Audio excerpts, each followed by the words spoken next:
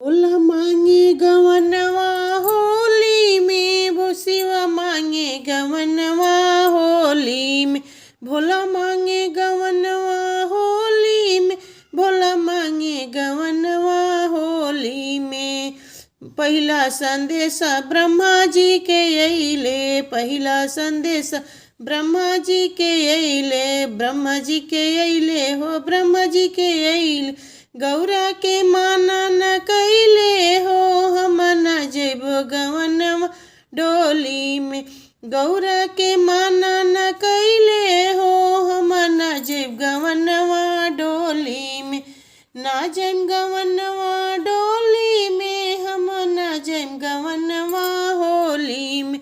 शिव मांगे गवनवा होली में, भोला मांगे गवनवा होली में।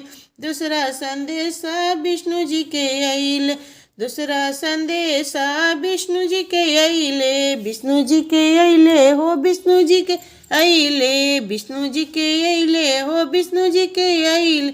गौरा के माना न कैले हो, गौरा के माना न कैले हो।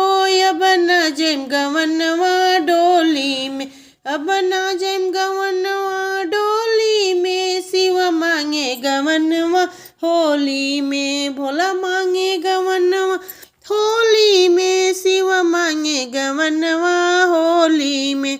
तीसरा संदेशा राम जी के अइले, तीसरा संदेशा राम जी के अइले, राम जी के अइले हो, राम जी के अइले, राम जी के अइले हो, राम जी के अइले।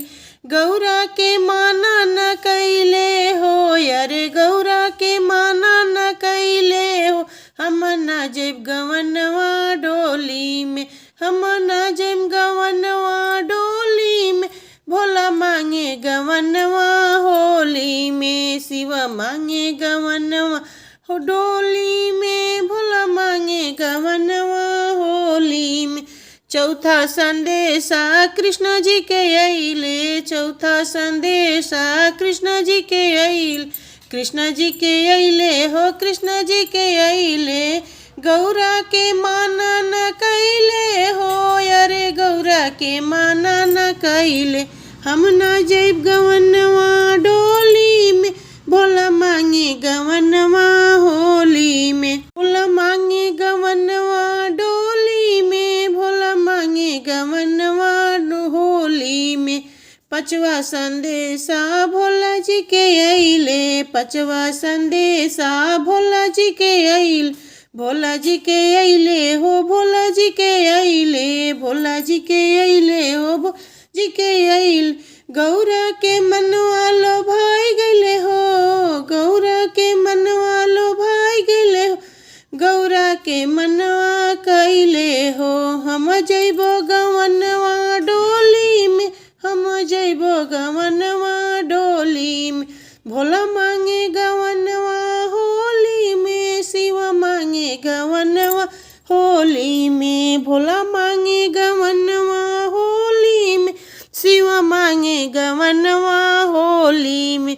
हम जइबो गवनवा डोली में, हम जइबो गवनवा डोली में। भोला